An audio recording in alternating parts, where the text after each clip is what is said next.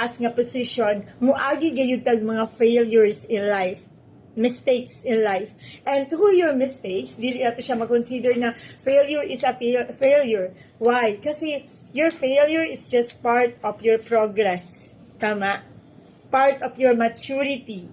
And through your failure, di hapon ka maka-gain ka wisdom ba? Kaalam, ay dili na ninako dapat buhaton kini nga ways. Na? Naatay another life. Spiritual life na kung saan we need to connect to the one who gave us life. Muna sa Ginoo, muna ayaw i-set aside na kesyo ba dili nimo makita si Lord, dili na nimo tagaag pagtagad ang pakipagrelasyon sa Ginoo. Huwag niyong hayaan na hanggang dito lang kayo nakakarinig. Like, the main reason that someone is preaching the gospel sa inyo, the only reason is we desire that there will be a transformation sa mga puso ninyo. Kasi once a person has no transformation, walang pagbabago talaga the way you think, the way you act, the way you speak. That's why it's very important na ikaw ay mabago sa pamamagitan ng salita ng Diyos. Kasi po, whatever ano po yung nasa isipan nyo, it will influence your heart. Whatever that is in your heart, kung nasa puso nyo, it will influence your action. It will influence your lifestyle. That's why, itong pag-iisip po natin, kailangan po mabago sa pamamagitan ng salita ng Panginoon Diyos. Most of the time, tayo pong lahat, we cannot deny it, that we are influenced by our phones, social media. Iyon yung humuhubog sa ating pagkatao. But hayaan nyo na ang salita ng Panginoon Diyos ang huhubog sa ating buhay. Because every time, like, the Word of God is the lamp unto our feet.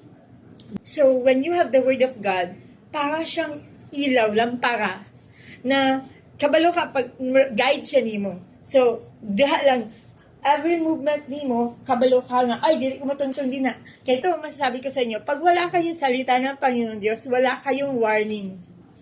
Diba? Halimbawa, mga driver, without a warning sign, nagkakaroon ng aksidente. Same thing with this. Pag wala kang warning ng salita ni God, you will end up into destruction.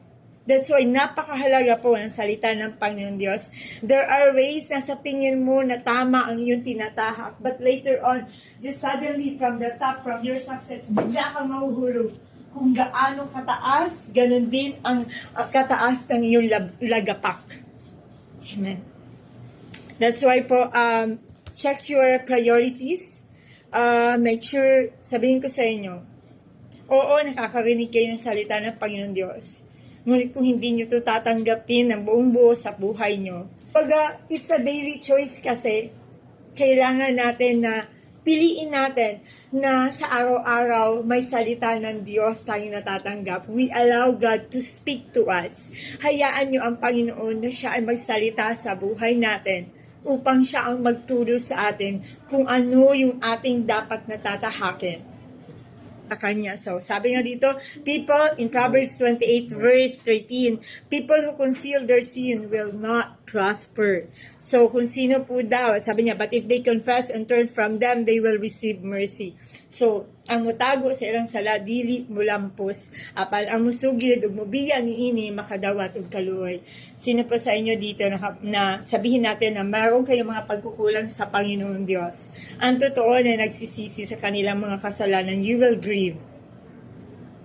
Kanabit ang Lord, pasaylo ako sa ako mga sala kanimo. But I want you to know that the moment na after the resurrection of Jesus Christ, so, in John chapter 21, yung nga, Peter, do you love me? Peter, do you love me? 3 times, di ba? Why is it 3 times gi-ask? Because 3 times, one question in every denial. 3 times gi-ask siya, do you love me? More than this. Yes, Lord. But nilantaw si Jesus kay Peter will still with love. So the moment that he looked back, no, makita nato na Peter becomes stronger. After the resurrection of Jesus Christ, he spoke to 1,000 of people. Nagwali siya to 1,000s of people. So wala siya nagpabilin sa iyang kapakyasan, sa iyang failure, sa iyang disobedience diha kay God. So same thing to us, kitang tanan napakyas ug nagkulang diha sa Ginoo. So I just want to tell you na we can be like Peter. We deny Jesus, but there's still a chance to stand and be bold and to preach the truth and be a vessel of God. Ayaw ikaulaw ang imuhang mga bad moments. Oh, ingala ko dati, but Jesus changed me. Jesus forgave me, and God can also forgive you. Amen. Your failure is not final. God can turn your worst moment into a greatest testimony. Though Micah 7 verse 8, no, though I fall, I will rise again. So, bisan pang na mabagsak ka din ha, bangon kapag usab. So, even though how many times you fail diri sa inyong trabaho, rise up, bangon usab, and you can do better than that. You will learn from your mistakes. So, reflection brings restoration. Peter's turning point was when he wept and reflected. So, he examined himself and he turned back to the Lord. So, Monique, the last one is God still has a calling for you. Yung failure mo never change your calling. Wala siya nag-disqualify. The one who called you is the Lord our God. Amen. Sino ba sa atin dito ang kumbaga, wala na pakyas? No one here. No one is righteous in here. Tama ba? Dili ta sama ni Peter nga nahadlok apan we are Peter nga na-restored. Amen. If you will just believe. Remember this, that God wants us to learn to identify your mistake and return to God. So this is the last verse I can give you. John 15:16, you did not choose God, He chose you. Hindi tayo pumili sa Panginoon, pinili niya tayo. Kipili ka sa Diyos nga nagbuhat sa langit ug sa yuta. So, can we stand?